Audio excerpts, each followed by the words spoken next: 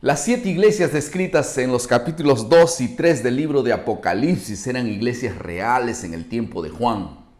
Aunque eran iglesias reales de la época, hay también un significado espiritual profundo para todos los creyentes de todas las épocas.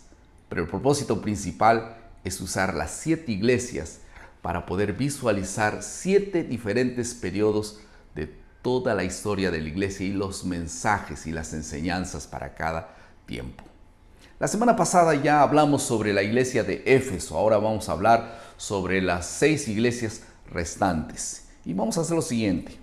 En este bosquejo nosotros no pretendemos presentar un comentario detallado, histórico, interpretativo. Apenas vamos a describir 5 elementos de cada iglesia. Y por el tiempo apenas vamos a hacerlo de forma sistemática. En primer lugar, vamos a describir el periodo de cada iglesia. En segundo lugar, cómo Jesús se presenta en cada periodo.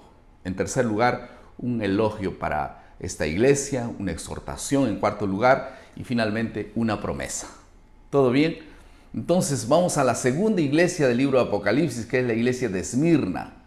Como ya dijimos, Éfeso fue tratado en la semana pasada. Vamos a hablar ahora de Esmirna.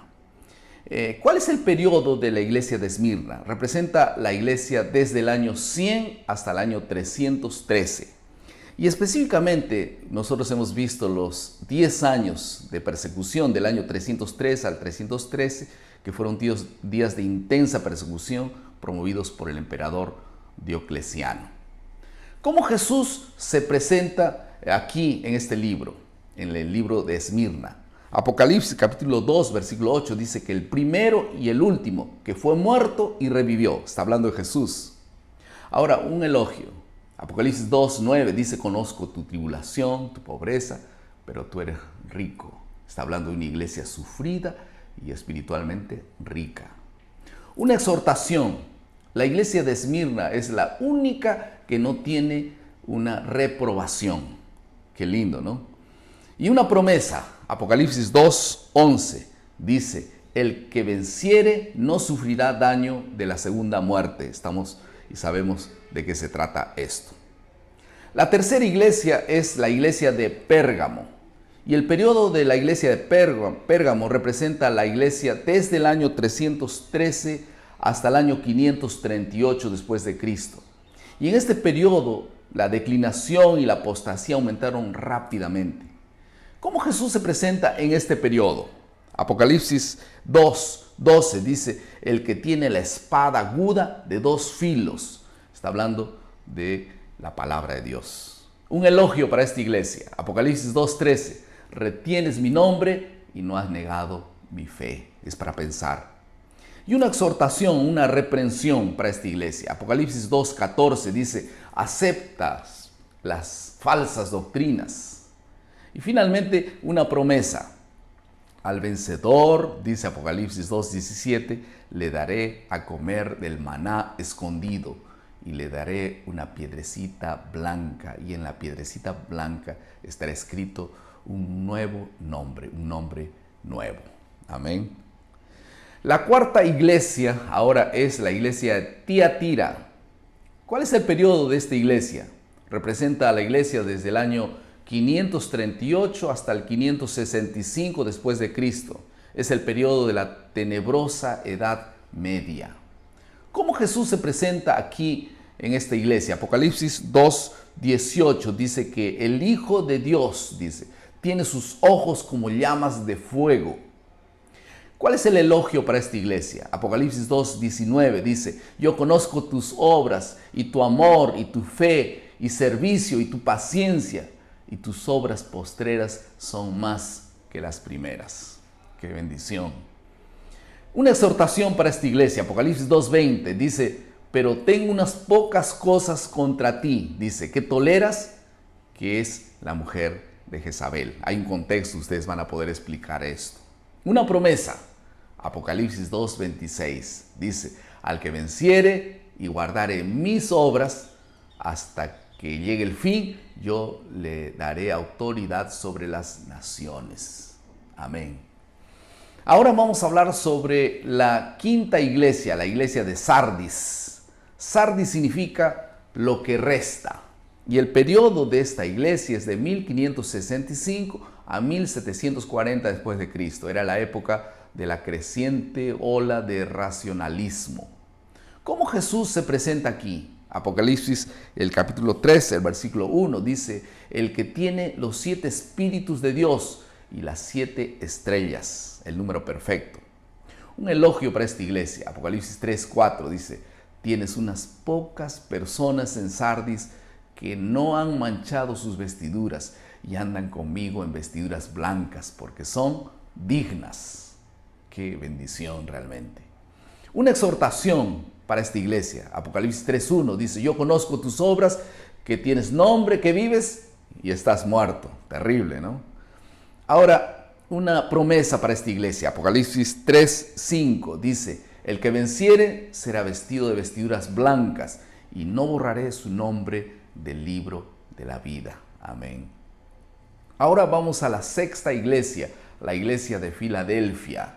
Y esta iglesia está en el periodo de 1740 a 1844 después de Cristo. Era la época del gran reavivamiento del protestantismo de aquella época. ¿Y cómo Jesús se presenta a esta iglesia? Apocalipsis 3:7 dice: el santo, el verdadero, el que tiene la llave de David, el que abre y ninguno cierra, y cierra y ninguno abre. ¿Cuál es el elogio para esta iglesia? Apocalipsis 3:8 dice: has guardado mi palabra y no has negado mi nombre. Y ahora una exhortación para esta iglesia, la iglesia de Filadelfia. Y en realidad no hay reprensión para la iglesia de Filadelfia. Y una promesa: al que venciere, yo lo haré columna en el templo de mi Dios y nunca más saldrá de allí. Qué tremendo. Ahora vamos a terminar con la iglesia de Laodicea. El periodo de la iglesia de Laodicea es de 1844 hasta la segunda venida de Jesús, o sea, el pueblo remanente. ¿Cómo Jesús se presenta delante de ellos? Dice: el amén, el testigo fiel y verdadero, el principio de la creación de Dios. Un elogio para esta iglesia. No hay ningún elogio.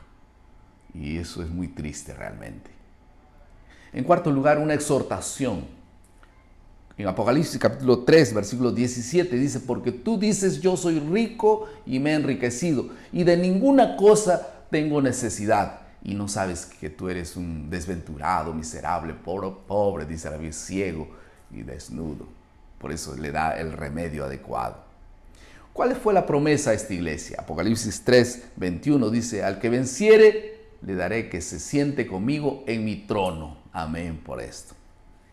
Algunas aplicaciones. Piense conmigo en esta afirmación famosa de Elena de White que dice que la iglesia debilitada, defectuosa como sea, es el único objeto en la tierra a la cual Cristo concede su suprema consideración.